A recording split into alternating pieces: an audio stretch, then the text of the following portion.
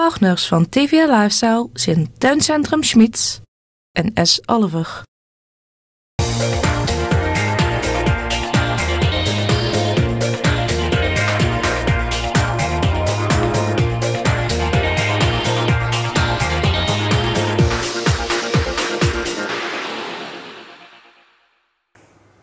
Welkom bij een nieuwe uitzending van TVL Lifestyle, het programma waarin voor u op de weg te brengen van alle leuke en mooie dingen wat het leven allemaal te brengen heeft. En wat dacht je van Oud en Nieuw, wat gevierd wordt in Heerlen, morgen al, voor de vastelovensvierders, we gaan ze gezamenlijk ook allemaal aftellen. Mijn collega Kelly brengt een bezoek aan Tuincentrum Schmitz en bij mij zit mijn eerste gast Sven Lippert, bedrijfsleider van Ger Vennings in Sittard, woninginrichting.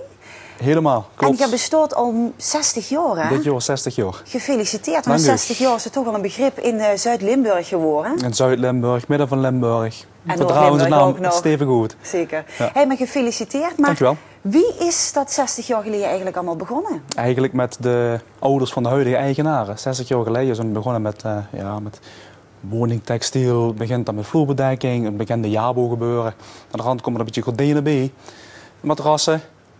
Bedspreien en dat soort dingen. En van daaruit groeit het weer. Want nu is het eigenlijk dus uitgegroeid tot een totaalpakket. Het is inderdaad een totaal wonen geworden, ja. Ja. Het bedrijf is gans veranderd, maar is het koopgedrag van de lui ook in die 60 jaar tijd veranderd? Absoluut, natuurlijk. Waar vroeger een hele hoop bankstellen gewoon in een ruimte stonden, in de verkoopzaal stonden. En men aanwees van dat wil ik hebben. Ja, dan komt een strik omheen, wordt metgenomen en afgeleverd. Tegenwoordig kan ze kiezen uit kleur, andere armleuningen en een hele hoop opties wat ze ook moet kiezen voordat ze überhaupt gaat scans bestellen. Ja, want jullie zijn natuurlijk ontzettend trendgevoelig, hè? En de neemt dus al kleur. Ja. Wat is op dit moment de trend op het gebied van woninginrichting? Veel trends, dan naar meubels kijk. Er moet iets aanzetten wat leuk is. Een beweegbare rug, een beweegbare arm, een leuk kleurtje, extra kussentjes. Dat soort dingen, daar moet ze aan denken. Ze nu wel inderdaad de leuke snufjes eraan. Juist. Maar wat is qua kleur de trend? Op het moment een beetje fellere tinten. Het mag iets meer spreken. Geel kleurtje, een blauwe tint, dat soort dingen. En dan denk ik, als ik dan aan een stijl denk, de trend van de stijl, is dat dan allemaal heel strak? Strak natuurlijk, voor degene dat leuk vindt, maar dan kan ze niet echt een directe stijl herkennen. Een beetje romantisch mag natuurlijk ook. Ja. En voor meteen ook de iets klassiekere klant.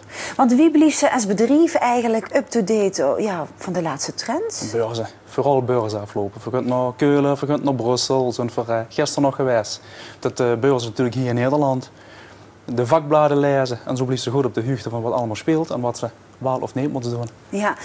Maar wieveel tijd van tevoren gaat ze dan naar zijn beurs? Is het gisteren nu voor volgend jaar? Of? Nou, dat zijn dingen die besteld zijn doen en kiezen waarschijnlijk ook binnen 1 of 2 weken. Maar er zijn nog dingen bij die kiezen inderdaad pas volgend jaar maart of april. Ja. Maar het lijkt me ook wel heel gevaarlijk, hè? Want de cup schet in, wat ze eigenlijk niet weet of dat ooit verkocht wordt. Klopt, dat gebeurt. Zijn er dingen wat wel eens jaren blijven staan? Nou, iets jaren blijven staan natuurlijk niet. Als ze merken dat iets niet goed loopt, gaan ze toch proberen een uitverkoop weg te verkopen. Ja. Moet er goed dan. Oké.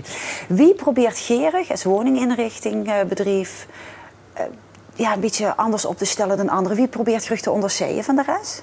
Door steeds te kijken naar wat vragen mensen en daar antwoorden op proberen te geven en nog de echt leuke snufjes door te pakken. Niet wat ze overal op internet gewoon maar tegenkomt. Dat net niet. Dat we nou blijven. Want is dat een beetje de concurrent van u? Vult je dat ook, het internet aankomt? Tuurlijk maken van het internet gebeuren.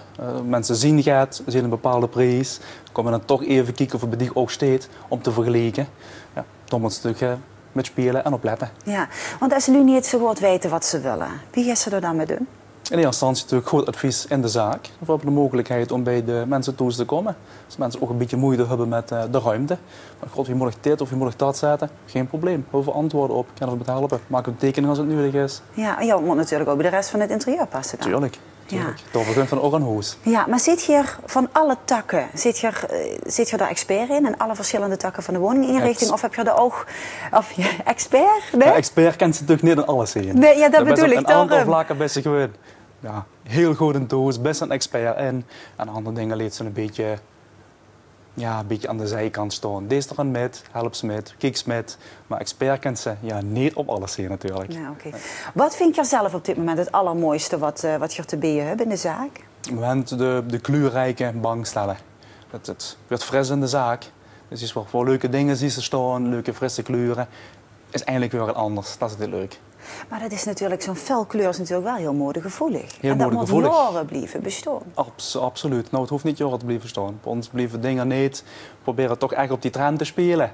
Ja. En ja, iets gaat een jaar, soms 1,5 jaar mee, maar dan zijn de meeste dingen wel weer verdwenen. Echt. Ja, maar bij de klant moet dat natuurlijk wel Bij de heel lang klant, duren. klopt. En de ene is door. Ja, geveulig en die heeft best wel het idee van, god, dat geel, dat gewoon ik vuur. En de ander vindt dat toch wat gevierlijk en pakt dan toch liever een bruin of een zwarte variant. Ja, want wat is je doelgroep?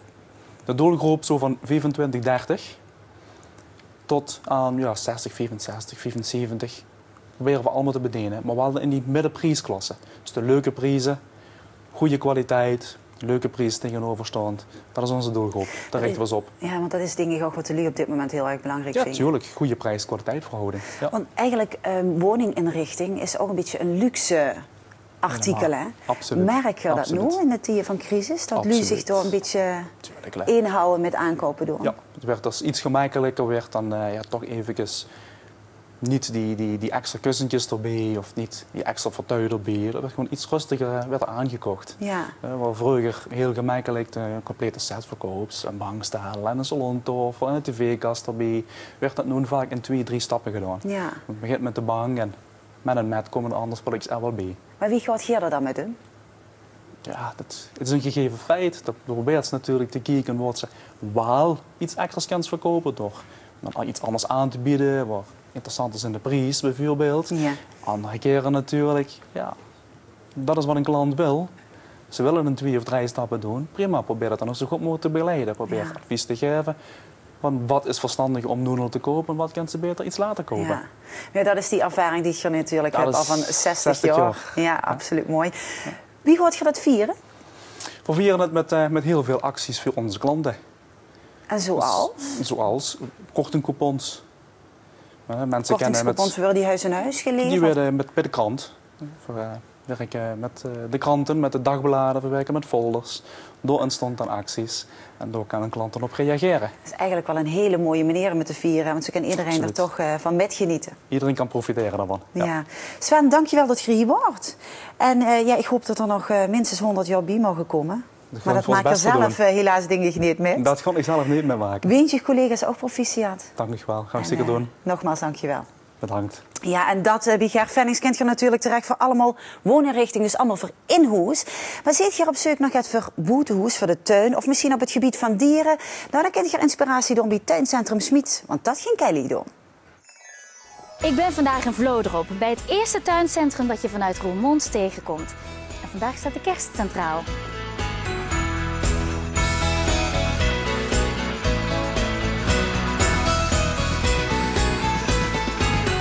Volwassenen kunnen hier naar hartelijk shoppen, maar aan de kinderen is ook gedacht. Zij kunnen namelijk kennis maken met varken Willem. Ja, over het kerstdiner gaan we het nog maar niet hebben. Hè?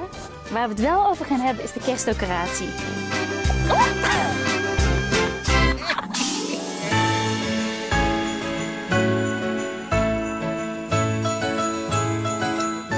Bas, we staan hier bij een cacophonie aan geluiden. Ja. Waar staan we hier eigenlijk bij? Is het een nieuwe trend?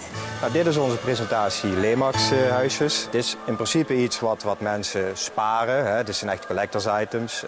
Mensen die iets sparen, die gaan ook echt voor de nieuwe modellen. Maar ja, het is eigenlijk ook een artikel waardoor je de woonkamer heel mooi kunt aankleden zonder dat je het heel groot uitpakt. Je kunt ook beginnen met 1 artikel en dan langzaam gaan uitbouwen. Dus ja, het geeft echt wel een kerstsfeer in het huis. Leuke muziek, leuke modellen huisjes. Je zegt dat je het langzaam kunt uitbreiden. Ik kan me voorstellen dat niet iedereen de ruimte hiervoor heeft. Maar waar kun je dan bijvoorbeeld mee beginnen? Je kunt beginnen met 1 of 2 kleine huisjes. En we hebben daar een hele reeks van kleinere accessoires. Boompjes, kleine kerstpopjes, een autootje wat je ervoor zet. Als je dat met een beetje kunstsneeuw of afstrooit met sneeuw en een paadje ervoor legt en een haagje ervoor, ja, dan heb je direct een heel leuk item heb je in je woonkamer.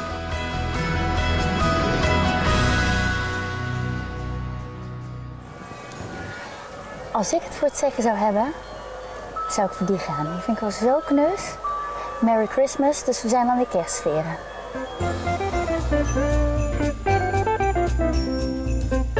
LED-verlichting kennen we al een aantal jaren. Het wordt ook steeds goedkoper. Maar het licht is vaak een beetje kil. Ja, dat klopt. In de loop van de jaren is LED-verlichting, de kleuren zijn steeds verder ontwikkeld. Er zijn ook veel warmere kleuren geworden, waardoor het ook een veel breder publiek aanspreekt. Vroeger had je die kleine kaarsverlichting, zeg maar. Speciaal voor binnen, speciaal voor buiten. Gedoe met transformatoren. Hoe zit het met LED-verlichting? Dat is het groot voordeel van LED-verlichting. Je kunt de verlichting die je binnen gebruikt, kun je ook buiten gebruiken. Dus dat is volkomen veilig. Je hebt één transformator nodig en het is overal toepasbaar.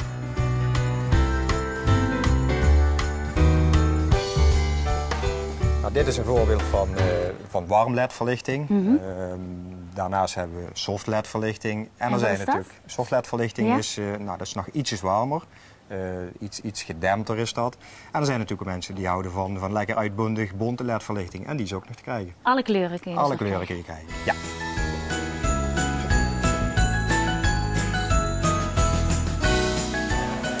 Zou Bas dit nou met bont bedoelen? Anneke, sparkling white. Toch zie ik een aantal kleurtjes ermee gecombineerd gaan. Ja, wit is eigenlijk zoals een aantal jaren echt een kleur wat veel tijdens de kerst toegepast wordt. Maar om het wit toch wat zachter te maken, niet te kil, wordt er dit jaar een vleugje goud aan toegevoegd. Gecombineerd met wat leuke pasteltintjes en zilver kan er heel goed bij toegevoegd worden. Waardoor het wit toch een iets warmere, luxere uitstraling krijgt. Nu zie ik het hier vol staan met andere accessoires nog die combineren.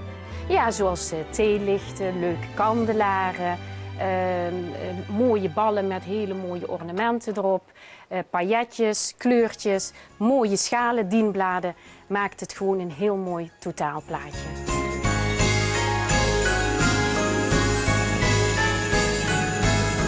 Hoe lang zijn jullie hiermee bezig geweest? Het is een hele verbouwing geweest, denk ik. Hè? Ja, dat is het zeker. Wij beginnen in augustus. Dan staan hier normaalderwijs de tuinmeubelen. Die worden dan weggeruimd. En dan beginnen we met een heel team aan de opbouw om dit te realiseren. Een van de thema's is Classic Home. Daar zitten we nu in. Ja, classic, dat zegt het eigenlijk al. Classic, klassiek. Het is Bordeaux rood, blijft altijd een hele goede kleur voor de kerst. Geeft een hele warme uitstraling. En als je dat combineert met veel parelkleuren, met wat zilver, dan maakt het rood wat minder zwaar. Dus het is eigenlijk een kleur wat heel goed te combineren valt.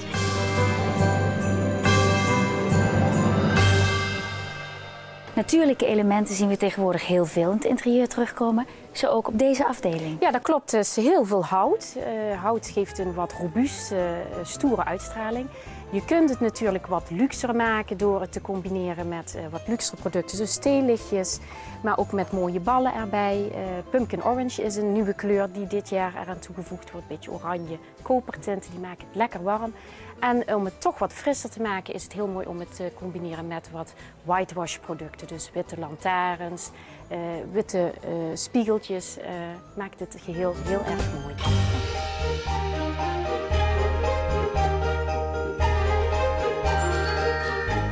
Sinds 1 oktober zijn we gestart met PTMD Style Shop.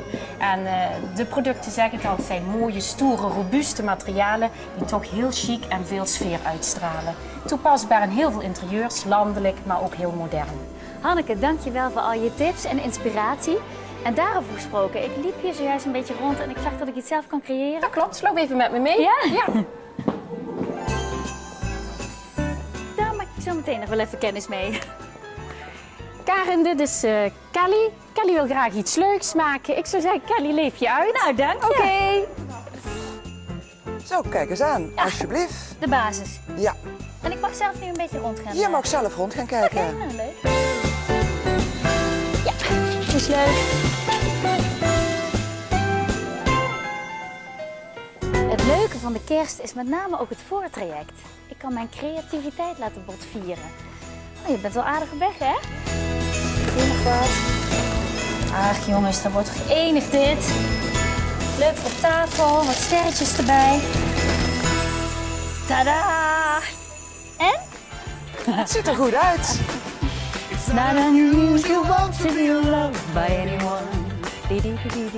It's not unusual to be loved with anyone.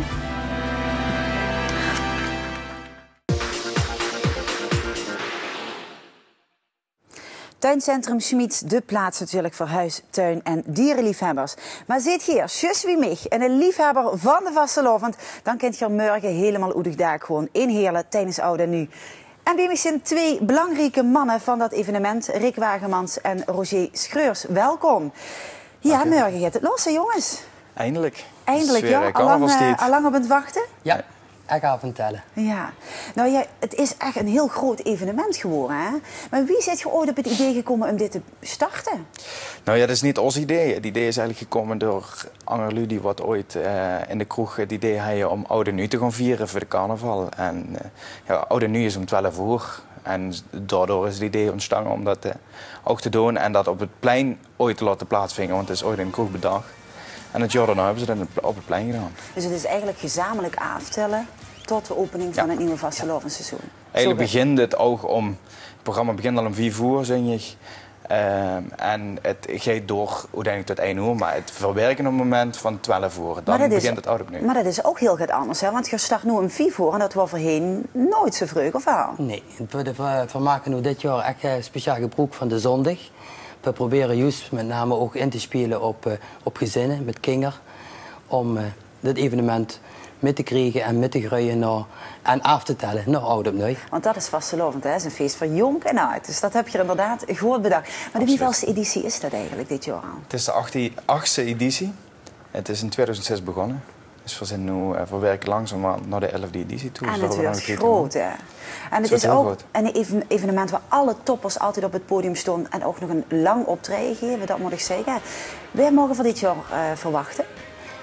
Fabrizio. Roger wist me van het programma. Voor de jeugd ook natuurlijk, hè? Ja, Fabrizio, Big Benny, Peppy, Erwin, eigenlijk alle toppers Ja, dat zou die ze in Maastricht kan verwachten.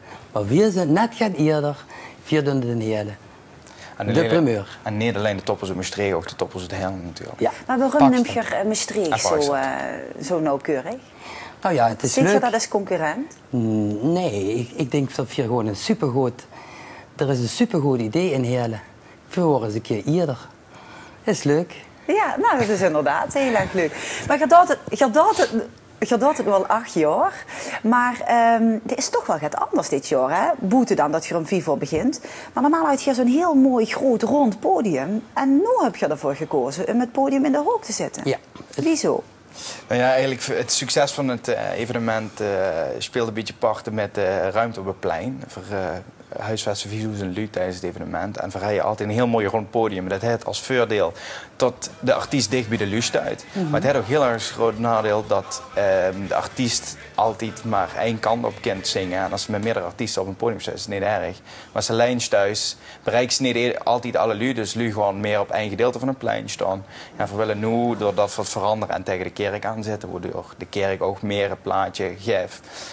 Is het voor iedereen wat toegankelijk en kan ze het veel beter metkrijgen. Ja, dus het wordt en veel meer ruimte. Maar dus het wordt meer voor de artiest eigenlijk makkelijker gemaakt. Want ik denk dat de lui het toch wel leuk vinden om heel dicht bij het podium te kunnen staan. Ja, tuurlijk. Alleen, het is voor de bezoeker wordt het ook... Het komt meer oranje op het plein, het wordt niet te druk. Waardoor weer het gaat beter kunnen revaleren. Ja. Maar wat me ook eigenlijk opvalt is dat dit evenement eigenlijk gedragen wordt door een redelijk klein groepje vrijwilligers. Eigenlijk een te klein groepje vrijwilligers. Dus ik moet eerlijk toegeven, Jeroen, dat is de hoofdorganisator, dat is de karttrekker en er zijn een aantal bestuursleden die wat mettrekken. En daarnaast is nog een ganse groep vrijwilligers inderdaad die zich inzetten op de verschillende disciplines. Maar dat is echt te weinig. Hoop je toch dat dat groepje groter wordt? Nou, we hopen wel dat het meer steun komt om het evenement nog het weer te dragen, inderdaad. Ja, want zie je het als een bedreiging voor het evenement? Dat het maar weinig... Nou, ik weet niet zozeer of het een bedreiging is, maar het moet wel voor de club wat het duidt, omdat het natuurlijk belangeloos is, ook leuk blijven. Ja, want er gaat heel veel tijd in zitten. Ja. Maar wat allemaal om draait, Roger, is het aftellen. Ja. Nou, dus het vastelovenseizoen om 12 uur. Wat gaat er dan allemaal gebeuren? Sowieso rond 12 uur, dan kunt langzaam de blauw chute richting het plein.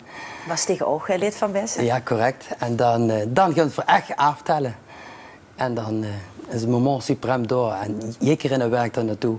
Dat is echt een kippenvel moment. Dat moest ze gewoon echt metgemaakt hebben. Dat is eenmalig, uniek. Ja, super. Ja, ik is vastelovensvier, ben inderdaad gans ontroerd op die momenten. Sussen jullie ook wel eens met een treuntje? Nou, ik heb zelf al een brok in de keel. Je leeft er zo naartoe en ik denk ook dat het uniek maakt. Het oude op nu, dat is zo'n mooi fenomeen. In carnaval in hele leef. En nu zijn het echt avondtellen. Het is alsof het te lang duurt. En dat is, ja, dat op die energie, dat kunt echt om 12 uur uit. Dat is geweldig om mee te maken. Ja, nou mooi. Ja. Wie van jullie kennen op het plein? Want je hebt het podium nu al verplaatst, dus meer ruimte. We kennen 5000 lui, kennen we op het plein kwijt. Dat is behoorlijk, hè? Ja, verwacht je die ook? Nou, zeker nu het gezien in het weekend is, verwachten we die zeker. En het is natuurlijk een beetje weersafhankelijk. Wie zijn de weersvoorspellingen? Het is kiele. Verwijten? Nee. Maar laat voor het zo zeggen. Misschien moet je er ook niet naar kijken. Nee, absoluut niet. Laten voor het zo zeggen. We hebben overigens een grote parachute. Dus voor Lu kennen... Een parasol, mensen. Een parachute, dus wie is het neemt. We hebben een grote afdak. Ja. En Lu kan voor grotendeels terugstaan. Dus ook al regent het, ook al is het slecht weer, Lu stond terug. En want de parachute is zich niet weinig. Er zit helemaal in de hemelse sfeer morgenochtend. Dat weet ik heel zeker. Denk ik ook. En 5000 maand middag. Absoluut. Maar kent er iedereen het toe of werk je ook met polsbandjes? Het is vrij toegankelijk, het is gratis. Iedereen kan er toe. En met name juist kinderen vanaf 4 uur super. Polsbandjes. Die zijn er wel, maar die zijn puur voor de sponsoren. Ja, we hebben een sponsorruimte. Ja. Maar die werken met polsbandjes. Voor de bezoeker de normale bezoeker, de gewone echte vastelovensvieren. Ook een hele belangrijke lui, want vooropstellen zonder de bezoeker is er ook geen evenement. Nee. Dus de bezoeker kent gewoon binnen en kent gewoon komen. Er is geen regulering of weet ik wat. Maar, dat zegt ze kinderen, vanaf 4 uur begint het. Maar de kinderen is gewoon rond 7:30, denk ik, nu toch wel naar bed. Maar tot wie laat je het door, het evenement? Het gaat tot 1 uur door. Okay. Dus om 12 uur kregen we het oude nu moment. En daarna hebben we de grote afsluiter. Ja. Wat wordt de klapper van morgenavond? Nou ja, de grote... Mag ze al gaat verklappen? De grote afsluiter wordt immer de nerven. En ja, de rest zijn ook allemaal toppers. Dus het is natuurlijk eerder voor zich. Ja, die brengen altijd sfeer, hè, die mannen. Absoluut. Het is al van lang geleden, maar de pincodeslager van hun vind ik nog altijd top. Die is er nog altijd, ja. Leuk, dus iedereen kan massaal naar het Pancratiusplein, maar toch gaat het allemaal plaatsvinden. TV Limburg is er ook bij, hè? Die komen allemaal live opnames maken, dus dat wordt de 11e uitgezonden. En je zag zus van, weer zijn veel beter, misschien leuker of anders dan Maastricht. Maar ziet je dan ook maandag de 11 van de 11e ook in Maastricht te vingen? Ik wel. Roger wel. Ja, als een feestje gerst moet het feestje weer opgeruimd werden. Dat is inderdaad waar. En die zijn ook heel belangrijk. Juist. Mannen, dankjewel dat je hier wordt. Morgen ontzettend veel plezier. TV Limburg komt er opnames maken. Dus dat wordt ook maandag weer uitgezonden tijdens de 11 van de 11e. Dus scheer toe, als je niet naar het plein kunt je natuurlijk ook metkijken. Dus maandag de 11 van de 11e wordt het uitgezonden bij TV Limburg. Dus geen hoeven te missen. Zo heb ik het goed gezegd. Juist. Heel veel plezier. En zo zijn we ook aan het einde gekomen van deze uitzending van TVL Lifestyle. Volgende week zijn we er weer met nieuwe gasten en nieuwe onderwerpen. Fijn weekend en tot dan.